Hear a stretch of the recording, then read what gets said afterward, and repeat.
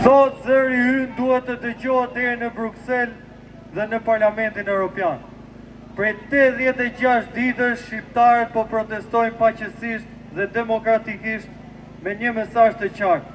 Shqipëria nuk është në shitje.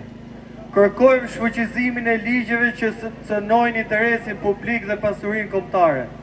Ligjin për zonat e mbrojtura dhe paketën e maleve. Por kemi edhe një kusht të panegociueshëm.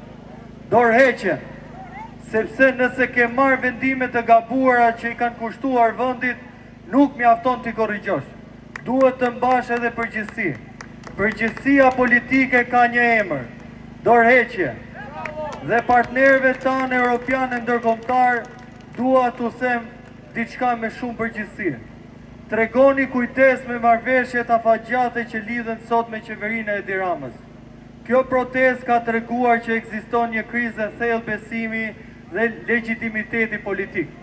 Një Shqipëri e lirë dhe me institucione që përfaqësojnë realisht qytetarët, do kërkoj transparencë dhe do të rishikoj çdo marrëveshje që cënon interesin kombëtar, pasurinë publike apo standardet demokratike.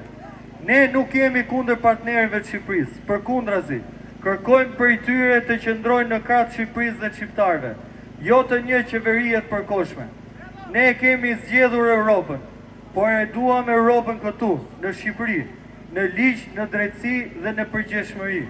Kërkesat tona janë qarta: shfuqizim të ligjeve që dëmtojnë interesin kombëtar, përgjegjësi për vendimet e marra, dorëheqje, sepse Shqipëria nuk shitet, Shqipëria nuk falet, Shqipëria është e shqiptarëve.